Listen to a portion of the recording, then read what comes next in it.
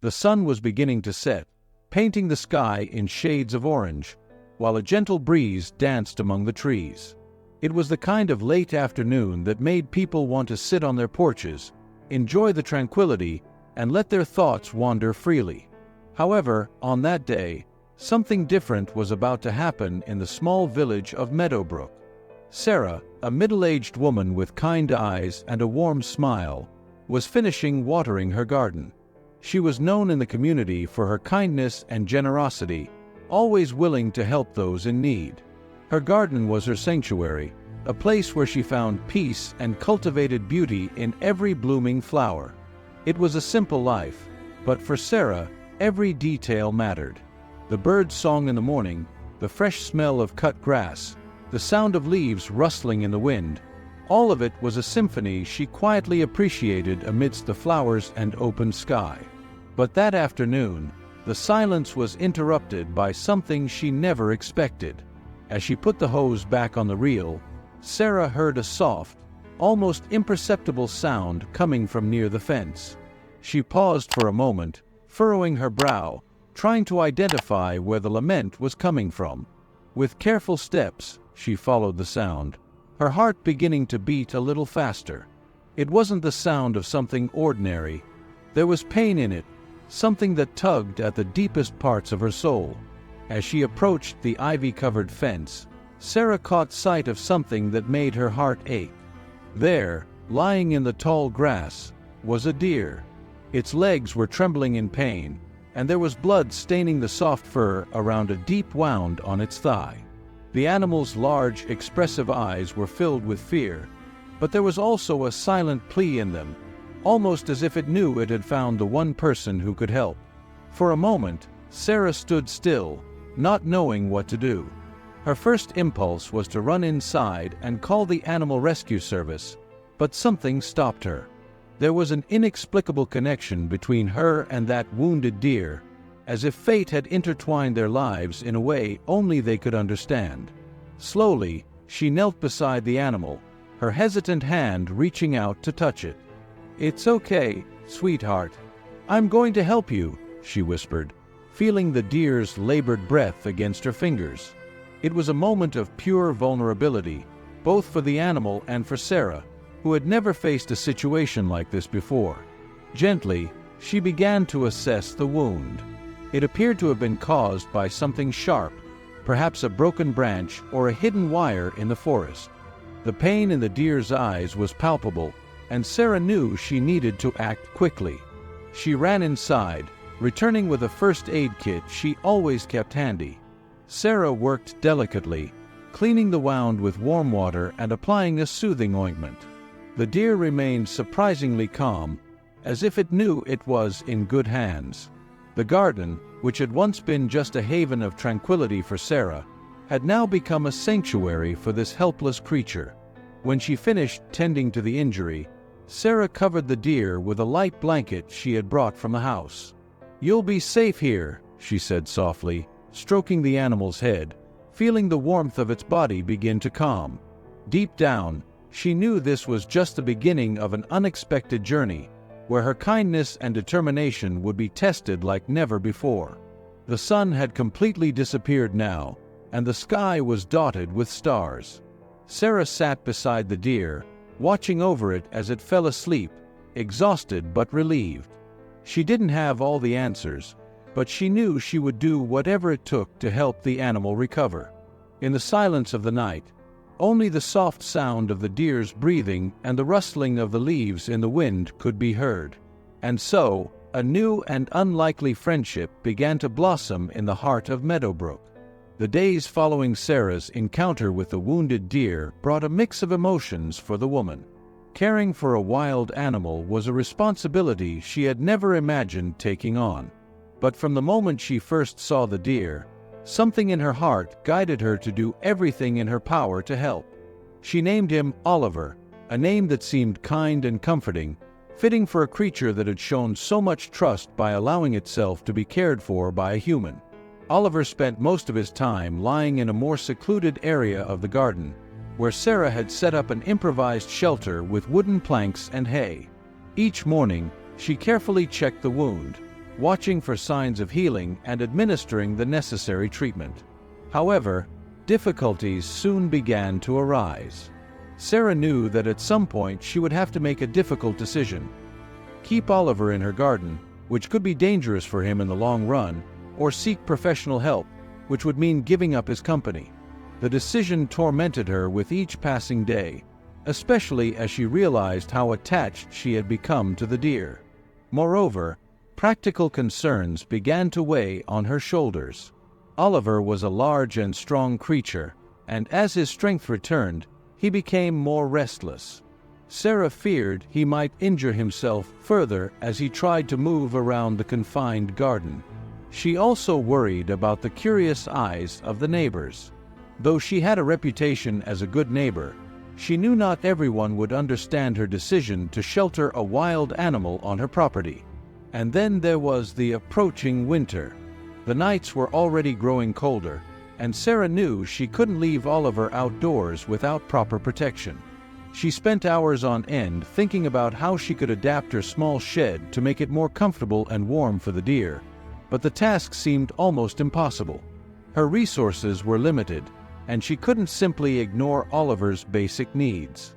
Amidst all this, Sarah began to feel overwhelmed. The responsibility of caring for Oliver, combined with her own insecurities and uncertainties, made her feel lost. There were moments when she wondered if she was doing the right thing, if it wouldn't be easier to hand Oliver over to an animal rescue center. But whenever these doubts arose, a single glance into Oliver's gentle eyes was enough to make her realize that giving up wasn't an option. The bond that had formed between them was deep and special. Sarah no longer saw Oliver as just a wild animal. He had become an essential part of her life. Caring for him wasn't just a task. It was a way of expressing the love and compassion she felt for nature and all the creatures that were part of it. And so, as she struggled to find a solution to her dilemmas, Sarah also faced another challenge: the fear of losing Oliver. Each day he seemed to recover a little more, but Sarah knew that eventually he would need to return to the forest, to the place where he came from. The idea of saying goodbye to Oliver haunted her, and she didn't know how she would cope when the time came. The days dragged on, and Sarah remained steadfast in her purpose of helping Oliver heal. But as winter approached, she knew she would have to make difficult decisions. Decisions that could forever change both her life and Oliver's. The uncertainty of the future hung over them like a cloud, and Sarah could only hope that love and kindness would be enough to guide them on the right path. Winter arrived with unexpected intensity. Temperatures dropped rapidly, and Meadowbrook was covered in a blanket of thick, white snow. The trees, once vibrant and green, now stood bare, their branches heavy under the weight of the snow. The landscape, though beautiful, brought new challenges for Sarah and Oliver. Despite all the care Sarah had dedicated to building an improvised shelter for Oliver, she knew it wouldn't be enough to protect him from the harsh winter. The hastily adapted shed provided some comfort, but it couldn't retain the heat necessary to keep Oliver warm during the freezing nights. Sarah's worries intensified. She spent sleepless hours at night, listening to the howling wind outside, fearing that Oliver wouldn't survive the cold. Every time she looked at him, she saw the trust he placed in her, and it made her question her own abilities even more. But deep down, she knew she couldn't go on like this. Something needed to change, and quickly. It was during one of those sleepless nights that Sarah made an important decision. With a heavy heart, she concluded that the best thing for Oliver would be to be transferred to a wildlife rehabilitation center, where he could receive the proper care for a full recovery. The decision wasn't easy. Sarah felt torn between the desire to protect Oliver and the fear of losing him forever. But at that moment, she knew she had to put his needs above her own feelings. The next morning, Sarah contacted a wildlife rehabilitation center located a few hours away. The conversation with the person in charge was filled with emotion. Sarah explained the situation, detailing the injury and the care she had provided for the deer up to that point. The specialist, though impressed with what Sarah had done, agreed that Oliver would need a more controlled and specialized environment to continue his recovery. When the call ended, Sarah felt a mix of relief and sadness. Relief in knowing that Oliver would be in good hands, but a deep sadness in realizing that her home, which had become a sanctuary for him, would soon be empty again. The bond that had formed between them was something rare and special, and the thought of saying goodbye was too painful to bear. On the day scheduled for Oliver's transfer, Sarah prepared herself emotionally for what was to come. She spent the morning by his side, speaking softly as she always did. He seemed to sense that something was different, but his trust in Sarah remained unshaken. When the rehabilitation center team arrived, Sarah felt a knot tighten in her throat. She helped them place Oliver into a small trailer, carefully adapted to transport him safely. Before they left, Sarah approached the trailer and looked into Oliver's eyes one last time. "You'll be okay, sweetheart. I promise," she whispered, gently stroking his head. Oliver looked back at her with those large, expressive eyes, and Sarah felt as though he was trying to understand what was happening. She knew he couldn't stay forever, but that didn't make the goodbye any easier. As the trailer finally pulled away, Sarah stood there at the entrance to her property, watching as it disappeared from view. The garden, once so full of life, now felt empty and silent. A sense of loss washed over her, but at the same time, there was a small spark of hope. She knew she had done the right thing for Oliver, even if it meant letting go of his company. But as she turned to go back inside, something within her shifted.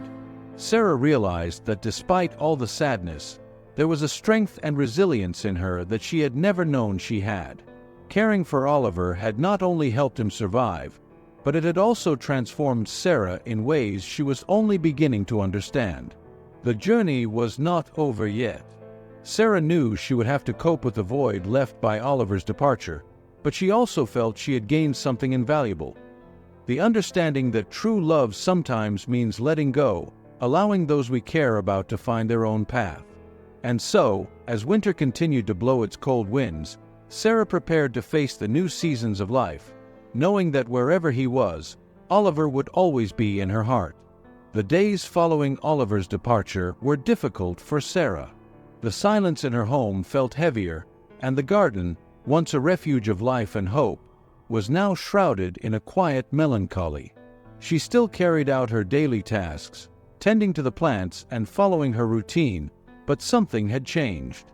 The void left by Oliver was palpable, and Sarah often found herself looking at the spot where he used to rest, feeling a deep longing. However, as the weeks passed, something began to change within Sarah. She realized that the experience of caring for Oliver had planted seeds in her heart, seeds that were now beginning to bloom. The initial sadness gave way to a new understanding and a sense of purpose she hadn't felt before. Sarah began to reflect on what it really meant to care for another being and how it had transformed her own life.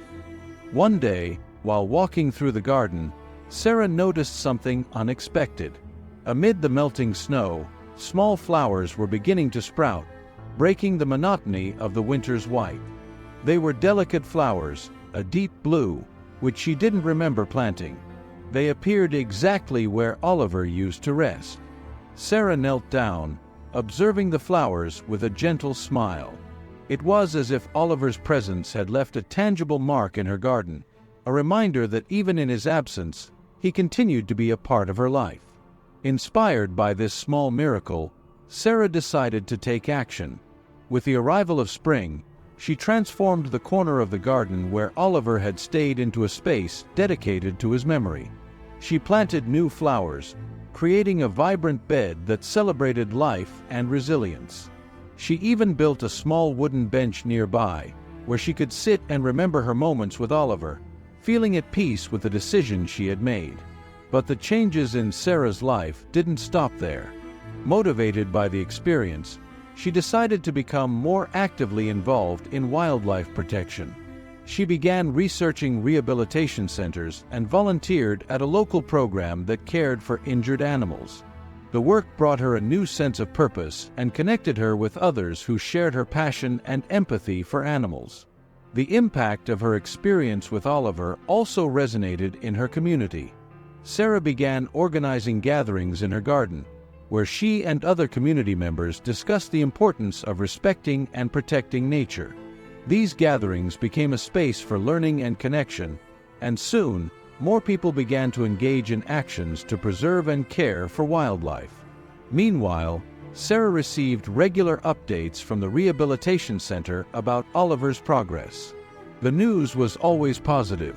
The wound had healed well, and he was growing stronger by the day. The day finally came when Sarah received the news she had been waiting for. Oliver was ready to be reintroduced into his natural habitat. Although she knew she would probably never see him again, Sarah felt a deep gratitude for having been a part of his healing journey. When she finally received the news that Oliver had been released back into the forest, Sarah felt a wave of emotions.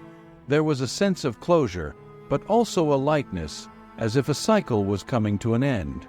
She knew that Oliver was where he belonged, free and healthy in nature. And that realization brought her an inner peace she hadn't felt since he left. In the months that followed, Sarah continued her new journey of wildlife protection, but she always reserved a moment in her day to sit on the wooden bench by the blue flowers. There, she would remember Oliver and everything he had taught her. He had not only brought healing to his own wounded body, but had also healed something within Sarah, a part of her that now understood more deeply the meaning of compassion, care, and connection with the world around her. And so, the harsh winter gave way to vibrant spring, and life in Meadowbrook continued its course, full of new hopes and possibilities. Sarah was no longer just a caretaker of flowers and plants. She had become a guardian of life, dedicated to preserving the beauty and fragility of the natural world. And in her heart, she knew that Oliver would always be present, as a symbol of resilience and unconditional love, guiding her actions and inspiring her journey. The sunny spring days in Meadowbrook were an invitation to contemplation and gratitude. Nature, renewed after the long winter, displayed all its vitality and beauty, and Sarah, more than ever, appreciated every detail of this cycle of rebirth. Her garden, now more vibrant and colorful, had become a symbol of transformation and hope, not just for her, but for those around her as well. The journey that had begun with Oliver's unexpected arrival had completely changed Sarah's perspective on life. She had learned that sometimes the greatest gifts come in unexpected forms, and that true strength lies in our ability to love and care, even when it means facing our own fears and uncertainties. As she sat on the wooden bench, next to the flowers that had grown where Oliver had once rested, Sarah reflected on how much she had learned from that experience. Oliver was not just a wounded deer. He was a silent teacher who had taught her about the power of kindness, resilience, and the importance of connecting with the natural world. Sarah knew that her story with Oliver was more than just a simple tale about caring for a wild animal. It was a story about the connection between all living creatures, about how our actions, no matter how small, can have a profound and lasting impact. It was also a story about the need to open our hearts, to be willing to embrace the unexpected, and to recognize that sometimes the challenges we face make us stronger and more compassionate. In the gatherings that Sarah organized in her garden, she shared these lessons with others.